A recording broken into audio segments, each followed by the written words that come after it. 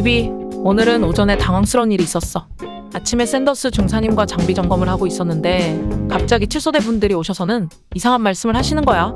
샌더스 중사님을 저승사자라고 부르시더니 우리 소대장님과 카렌 상사님도 일찍 죽을 거라느니 뭐 그런 얘기를 하셨는데, 그 얘기를 듣고 샌더스 중사님이 흥분을 하셔서는 칠소대의 롭 소대장님에게 달려드셨어. 어떻게 할지 몰라서 급하게 소대장님을 모셔왔는데, 아니 소대장님까지 싸움을 거두시려고 뛰어드시지 뭐야? 이제 진짜 큰일 났다고 생각했는데 그때 대대장님이 오셔서 다행히 소동은 일단락됐어.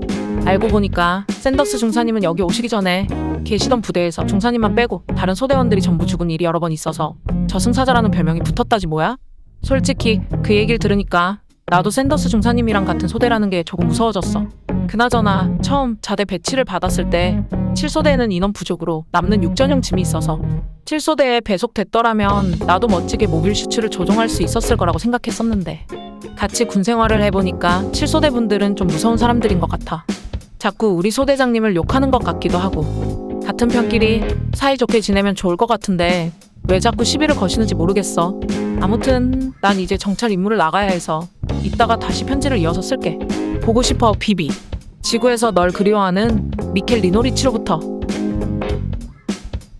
안녕하세요, 플라스미스 요한입니다. 오늘 다루는 육전형 짐은 기동전사 건담 08MS 소대에 등장하는 양산형 모빌 슈츠로 육전형 건담과 연동되는 개발 계통을 가지고 있기 때문에 일반적인 짐과는 다른 설정을 가지고 있는 기체입니다. 79년작 기동전사 건담에서는 오데사 작전 당시 연방에 양산형 모빌 슈츠가 없었다는 설정이었지만 08소대 애니메이션이 나오면서 약 50기가량 생산된 육전형 짐이 극동 방면군과 유럽 방면군에 배치되었다는 설정이 생기면서 08소대 애니메이션과 이후에 나온 건담 이글루에서는 오데사 작전에서 활약하는 육전형 짐의 모습이 등장하기도 했죠. 자, 그런데 구판 하이그레이드와 마스터그레이드 그리고 하이그레이드 유니버설 센트리 육전형 짐 건프라의 박스 아트를 보면 모두 같은 넘버링이 돼 있는 걸 알 수 있습니다. 그러니까 수십 대가 생산된 이 육전형 짐을 대표하고 있는 인물이 있다는 것이죠. 그들이 바로 기동전사 건담 08MS 소대에 등장하는 극동방면군 기계화 혼성대대 7소대 롭, 셀리, 그리고 마이크입니다. 초반부터 여차하면 주인공인 8소대에게 시비를 거는 모습으로 등장하는 그들은 미필일 때 보면 얘네는 대체 왜 이렇게 항상 화가 나 있는지 모르겠는 인물들이지만 군생활을 겪고 나서 다시 보면 아, 얘네는 이럴만 하다는 게 이해가 되는 캐릭터들입니다. 왜냐하면 얘네 군생활이 멀쩡한 사람도 삐뚤어질 만큼 진짜 오지게 꼬여있기 때문이죠. 자, 그래서 오늘은 이 7소대의 군생활이 어떻게 꼬여버렸는지 이야기해보고 이들이 사용하는 육전형 짐의 설정에 대해 살펴본 다음 2017년에 발매된 하이그레이드 유니버설 센트리 육전형 짐 건프라를 만들어 보도록 하겠습니다. 자, 그럼 본격적인 이야기를 시작하기 전에 구독과 좋아요 그리고 알림 설정 부탁드립니다.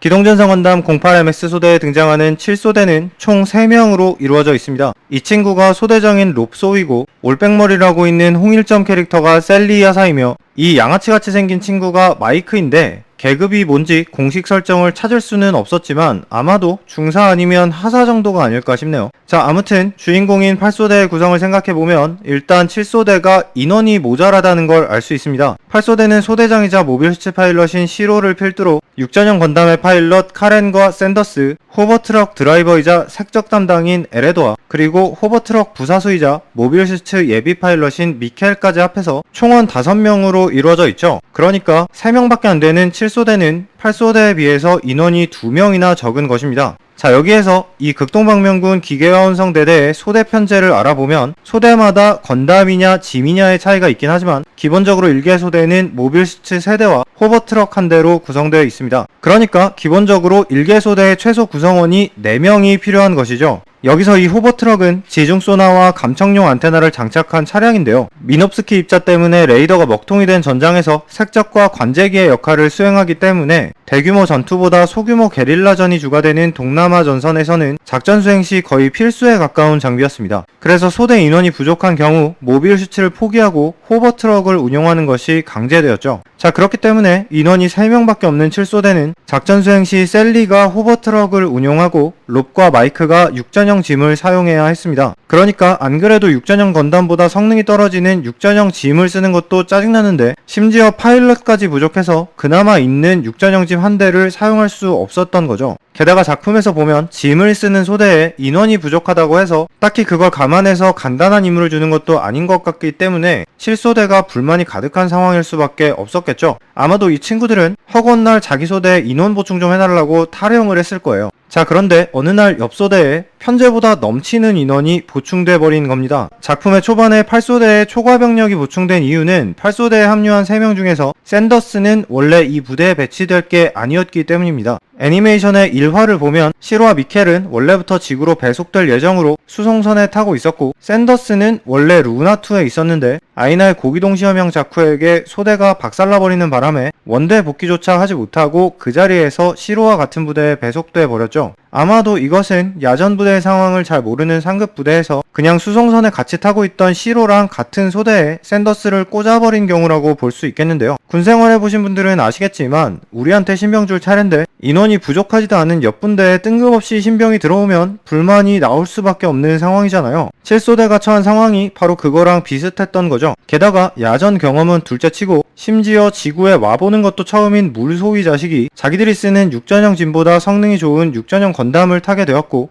예비 파일럿으로 들어온 19살짜리 하사 자식은 지도 모빌 슈츠를 타고 싶다고 노래를 하는 놈이었죠. 이쪽은 사람이 없어서 모빌 슈츠를 놀리고 있는데 옆소대 막내놈이 자기 소대는 인원이 너무 많아서 자기가 모빌 슈츠를 못한다고 찡찡대고 있는 걸 보면 아마 부처님이 군생활을 했어도 화가 나셨을 거예요. 그래서 작품에서 7소대가 8소대에게 시비를 거는 장면을 보면 원래부터 이 부대에 있었던 카렌과 에레도아에게는 그들이 별 감정이 없다는 걸 알 수 있어요. 초반에는 샌더스와 미켈이 건담을 정비하고 있는 걸 보고 시비를 걸었고, 후반부에는 시로가 스파이라면서 비아냥거렸죠. 그러니까 이 친구들이 8소대를 싫어하는 건 이 정도면 뭐 빡칠만도 하네 라고 충분히 납득이 되는 부분이라는 거죠. 심지어 마지막 전투에서는 연대장인 이산 라이아의 명령을 받고 셀리까지 호버트럭 대신 모빌 슈츠에 타서 7소대 육전형 짐 3대가 모두 출격을 하게 되는데, 알고 보니 이산 라이아는 모빌 슈츠의 핵융합로를 적 기지 안에서 유폭시킬 생각으로 출격 명령을 내린 거였고, 결국 7소대 친구들은 여기에서 어이없이 전사하게 되었죠. 자, 그래서 이 7소대는 조연이긴 하지만 밀리터리물을 표방한 이 작품에서 군생활이 얼마나 그지 같은 것인지를 제대로 표현해주는 캐릭터들이 아니었나 싶네요. 자, 이 7소대가 사용하는 육전형 짐은 이름은 짐이지만 사실 우리가 아는 일반적인 짐과는 별 상관이 없는 기체입니다. 짐은 아무로레이가 건담을 운영한 데이터를 분석한 뒤에 건담의 마이너 버전으로 양산형 모빌 슈츠를 만든 것인데요. 반면 육전형 짐은 프로토타입 건담의 부품을 사용해 만들어진 육전형 건담과 같은 생산 라인을 이용해서 양산되었고, 육전형 짐이 개발된 것이 일반 짐의 개발보다 빨랐기 때문에 이 기체는 짐보다는 오히려 육전형 건담에 가까운 기체죠. 예를 들어 짐의 장갑이 티타늄 합금으로 되어 있는 것과는 달리 육전형 짐의 장갑은 건담이나 육전형 건담과 같은 루나 티타늄 합금, 즉 건다리움으로 되어 있는데요. 짐과 육전형 짐의 장갑재가 다른 이유는 나중에 짐을 생산할 때는 아무로레이의 건담 운용 데이터를 분석한 지구 연방이 양산형 모빌 슈츠에 건다리움을 사용하는 것이 가격 대비 효율이 나쁘다는 판단을 내렸기 때문입니다. 육전형 짐을 개발했을 때는 판단의 근거가 될 만한 데이터가 없었기 때문에 육전형 건담과 같은 건다리움을 그냥 사용하게 된 것이죠. 장갑재는 그대로 사용하긴 했지만 그래도 생산 효율을 올리기 위해서 육전형 건담보다는 여러모로 단순화된 부분이 많습니다. 일단 성능면에서 가장 큰 차이점은 제너레이터의 출력입니다. 육전형 건담이 1350kW, 육전형 짐이 1150kW로 출력이 약 15%가량 줄었죠. 참고로 건담의 출력은 1380kW, 짐의 출력은 1250kW로 이 중에서는 육전형 짐의 제너레이터 출력이 가장 낮습니다. 그리고 육전형 건담의 가슴 부분의 체스트 발칸과 다용도 발사기가 생략되었고 백팩도 간소화되었습니다. 그리고 외형적으로 건담과 가장 눈에 띄게 다른 머리 부분은 육전형 건담의 머리에서 잔망경과 블레이드 안테나 등을 제거해 간략화한 것인데요. 설정상 이 육전형 짐의 머리 설계가 나중에 짐에게 계승된 것이라고 합니다. 자, 이렇게 육전형 건담과 차이점이 꽤 많지만 기본적으로 육전형 건담을 베이스로 간략화된 기체이기 때문에 육전형 건담의 부품을 육전형 짐에 사용하는 것도 가능합니다. 그러니까 이론적으로 육전형 짐에 육전형 건담의 백팩을 달아서 무기 컨테이너나 낙하산 장비 등을 사용할 수도 있다는 것이죠. 또 육전형 건담이 사용하는 무기들도 모두 사용할 수 있는데요. 다만 제너레이터 출력이 조금 낮기 때문에 본체의 출력을 빌려 쓰는 빔 라이플 등의 무기를 사용하는 것은 육전형 건담에 비해 제한이 있었다고 하네요. 자, 이러한 설정을 가진 육전형 짐은 지온군이 지구상에서 처음으로 맞닥뜨린 양산형 모빌 슈츠인데다가 어쨌든 건다리움 장갑재를 달고 있고 성능도 자쿠보다는 우위에 있었긴 했지만 대체로 지구 연방의 파일럿들은 지온에 비해 숙련도가 낮았기 때문인지 작품에서는 육전형 짐이 대모빌 슈츠 전투에서 크게 활약하는 장면이 나오지는 않았습니다. 그렇기 때문에 사실상 이 육전형 짐은 전황 자체에 영향을 끼쳤다는 점보다는 이후 연방계 모빌 슈츠의 양산에 교두보가 되었다는 데에 더 큰 의미가 있을 것 같네요. 자, 인트로에서 말씀드렸던 것처럼 육전형 짐의 건프라는 9판 하이그레이드와 마스터그레이드 그리고 하이그레이드 유니버설 센트리가 발매되어 있습니다. 가장 먼저 발매된 9판 하이그레이드는 96년에 발매되었는데요. 안쪽에 디테일은 없었지만 해치 오픈 기믹이 있었고 미사일 런처와 하이퍼 바주카가 들어있었다는 점에서 3개월 전에 발매된 육전형 건담과 차별점을 가지고 있었죠. 그리고 무엇보다 당시로서도 가성비가 꽤 괜찮은 구성이었기 때문에 다른 08소대 9판들과 같이 꽤 높은 평가를 받는 제품이었습니다. 그리고 마스터 그레이드는 2001년에 발매되었는데요. 9판과 비슷하게 풍부한 무장 구성이 돋보이는 제품이었습니다.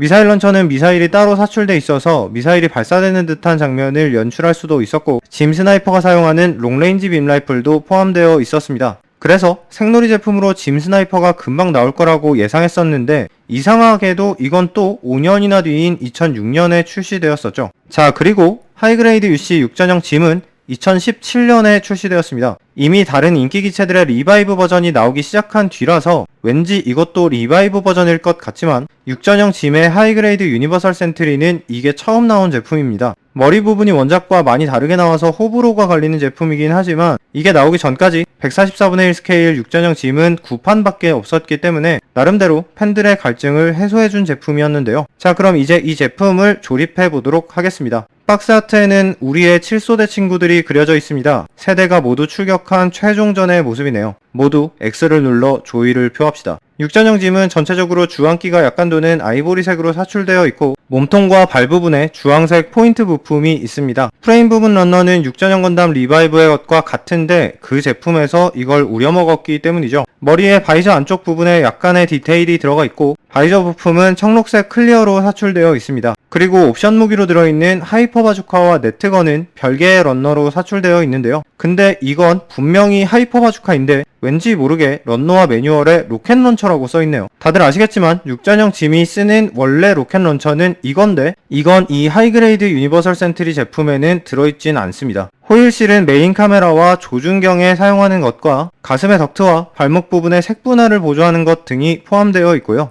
0부터 9까지의 숫자를 자유롭게 사용할 수 있는 테트론 실도 들어있습니다. 이 테트론 실의 경우에는 육전형 건담 리바이브에 들어있는 것과 같은 구성인데요. 참고로 작품에 등장하는 8개의 소대 중에서 육전형 짐을 사용하는 소대는 2, 3, 5, 7소대가 되겠습니다. 자, 머리 부분은 원작의 디자인과 꽤 많이 달라지는 모습입니다. 얼굴 길이가 아래 위로 좀 짧아진 느낌인데 저는 개인적으로 이것보다는 원래 디자인이 더 취향이네요. 참고로 원래 디자인의 이 머리는 육전형 건담 지상전 세트와 한정판인 육전형 건담 패러슈트 팩 사양에 들어있는데요. 지상전 세트의 경우에는 짐머리가 2개 들어있는 대신 오늘 보여드리는 하이그레이드 UC의 육전형 짐과 사출색이 다르다는 문제가 있습니다. 몸통 부분은 조형은 잘 나왔는데요. 덕트 부분의 크림색이 스티커라는 게 좀 거슬립니다. 입체적인 부분에 호일실을 붙이는 것이다 보니 아무래도 좀 티가 나네요. 골반 부분은 육전형 건담 리바이브와 비슷한 구조인데요. 육전형 건담과는 다르게 백스커트 부품을 교체해서 하이퍼 바주카 거치대 부품을 끼워줄 수 있습니다.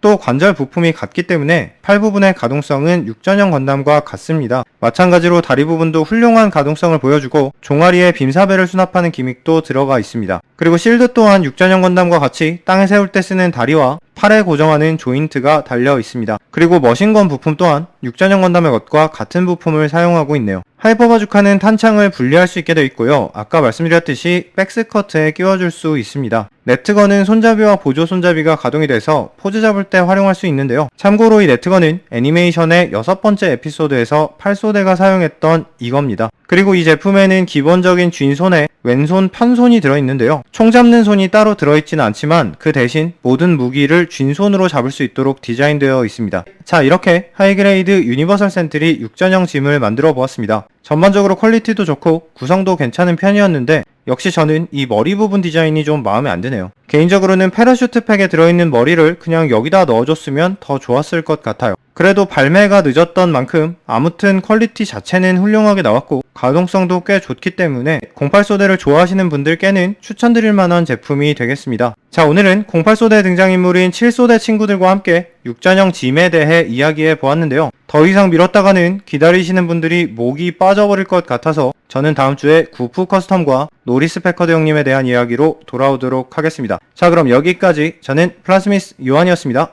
구독해주시고 또 봐요.